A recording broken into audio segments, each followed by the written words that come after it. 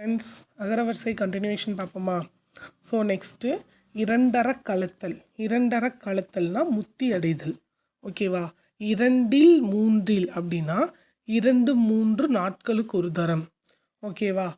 ரெண்டுங்கெட்ட நேரம்னு சொல்லுவாங்களா, அதான் வந்து மாலை பொழுது அந்தி பொழுது. இரண்டுங்கெட்டான் அப்படின்னா நன்மை தீமை அறியாதவன். நம்ம பேச்சு வழக்கில் என்ன சொல்லுவாங்க, ரெண்டுங்கெட்டான் நேரம், ரெண்டுங்கெட்டான் அப்படின்னு சொல்லுவாங்க, அந்த மாதிரி. ஓகேவா?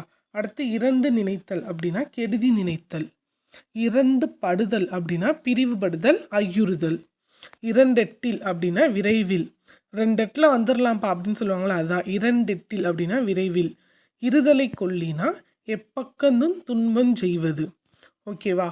இருதலை மணியன் அப்படின்னா குரலை சொல்வோன். இருவல் நொறுவல் அப்படின்னா இடிந்தும் இடியாதும் உள்ள அரிசி முதலியன, நன்றாக மெல்லப்படாத உணவு.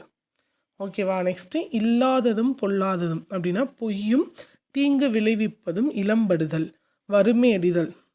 அதாவது பொய் சொல்லுவாங்கள்ல, அதுதான் இல்லாதும் பொல்லாதும் சொல்லாத அப்படின்னு சொல்லுவாங்கள்ல, அதுதான் அது. இந்த பழமொழியெல்லாம் நம்ம இதில் தான் பார்க்குறோம். ஆனால் ஆல்ரெடி நம்ம இதெல்லாம் யூஸ் பண்ணியிருக்கோம். ஆனால் இது மரபு தொடர்னே நம்மளுக்கு தெரியாது. இளம்படுதல்னா வறுமை அடைதல். இலைமறை காய், இது நம்மளுக்கே தெரியும். இலைமறை காயாகன்றது மறைப்பொருள். இலவு கடித்தல்னா வீணுக்கு முயலுதல். இலவு கொடுத்தல்னா துன்பம் கொடுத்தல். இழுக்கடித்தல் அப்படின்னா அலைய வைத்தல். இழுத்து பறித்தல்னா வலிந்து கொள்ளுதல், போராடுதல். இழுத்து விடுதல்னா நீட்டித்து விடுதல், வெளிப்படுத்துதல், புதிதாய் உண்டாக்குதல். இழுப்பு பறிப்பாதல் அப்படின்னா போராட்டமாதல், போதியதும் போதாததும் ஆதல். ஓகேவா? ஸோ இதெல்லாம் வந்து நம்மளுக்கு பார்க்க தான் பெருசாக இருக்க மாதிரி தெரியுது. ஆனால் இதில் பாதி வேர்ட்ஸ் நம்மளுக்கே தெரியும், நம்ம கிராமத்துலலாம் யூஸ் பண்ணியிருப்பாங்க. ஆனால் இப்போ இருக்க நம்மளுக்கு தான் இதெல்லாம் மரபு தொடரா அப்படின்றதே தெரியாமல் இருக்கும்.